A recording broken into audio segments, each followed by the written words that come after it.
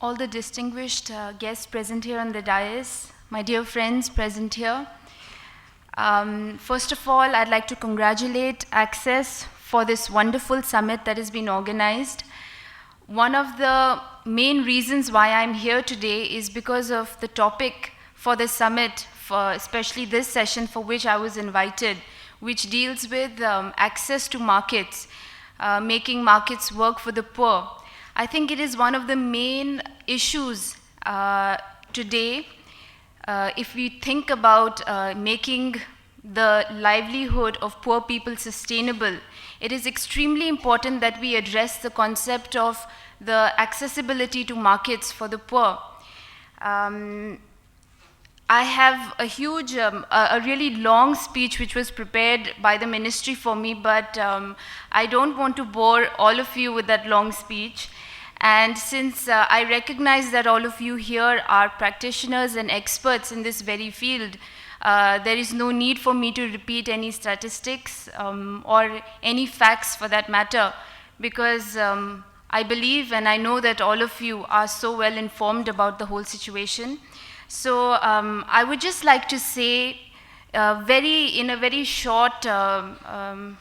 short speech of mine, I would just like to say that I know that the government of India, through the Ministry of Rural Development, is working very, very hard for ensuring that the rural people in India get maximum benefit, get infrastructure, get access to livelihood. And there are various schemes that deal with ensuring that such a platform is given to the rural people. There are schemes like NREGA. There are also schemes like PMGSY that ensure rural connectivity, which again is a means of ensuring that the rural people have access to urban areas, have access to the outside world. So the entire purpose of the ministry is in ensuring that infrastructure is built so that the people in rural areas have enough access, enough opportunity to become sustainable in their means of livelihood. And there are many criticisms of NREGA. Many people believe that there is a lot of corruption, that many a times wages are not given to poor people. But I believe that NREGA is one of the most important schemes that the government of India has ever launched. And the entire intention of this scheme is very, very fair. And I think that given time, there will be a vast improvement in the livelihood, in the opportunities for poor people through this scheme. I personally feel that the government of India focuses on building infrastructure for the rural people. And there is this one aspect which today's summit deals with, which is access to markets, which I think needs a lot of attention. And in this very field, I feel that there is a lot of scope for private industries, for people like you to come in, to suggest ways in which we can ensure that there is enough opportunity for rural people to be able to do something with the products that they actually produce. Because eventually, unless that is a viable option, they will stay poor and it will be a stagnant economy. One of the important aspects, I think, of NREGA today is shifting from wage employment to self-employment. We in the ministry are trying to find ways of convergence where people move from the concept of wage employment and eventually become self-employed and self-sufficient. And for that, again, I would like to repeat, accessibility to market is very important.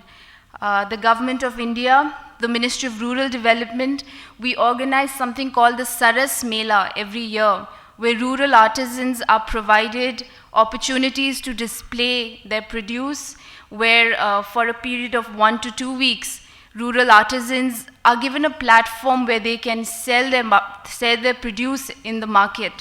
But again, these are temporary arrangements that the government tries to do.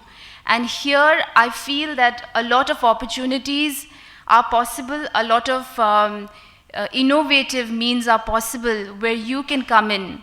In fact, the Ministry of Corporate Affairs very recently had made a statement saying that public-private partnerships should be encouraged to ensure that there is inclusive growth in the country. And I think that is a very important statement that the ministry has made, and we must work on it. So I would just like to say that I have come here specifically because this is a very important aspect in my opinion, and the government of India can only go so far in ensuring that there is sustainability in livelihood.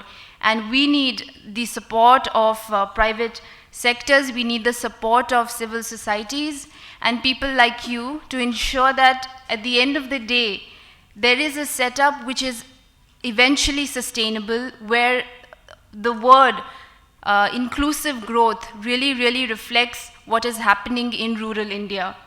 I would also like to make one little remark on the consumer aspect of this topic.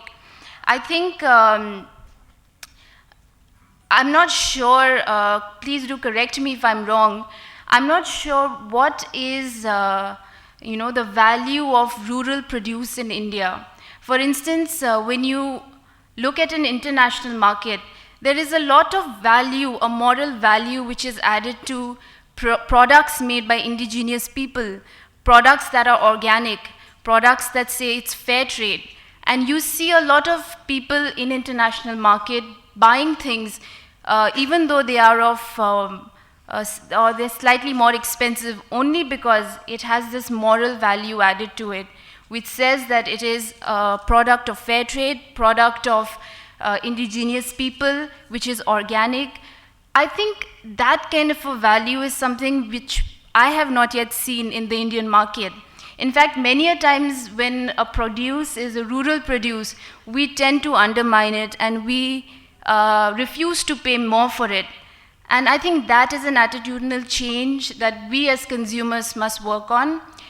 We must add more value to something merely because the person who eventually benefits from that produce, for him or for her, that little amount of money would be a huge difference. So I think that is something we as conscious consumers must work on in every respect. So I wouldn't speak any further. It has been excellent to be here. I look forward to going through the report, and I hope that I'm able to include that in different matters of the ministry. And I'm very sure that this report will help benefit me and the ministry in having some introspection, in having different views from all of you. So thank you all very much for inviting me here, and it has been a wonderful morning. I hope that all of you have had a wonderful time in this summit, and I wish all of you the very best. Thank you very much.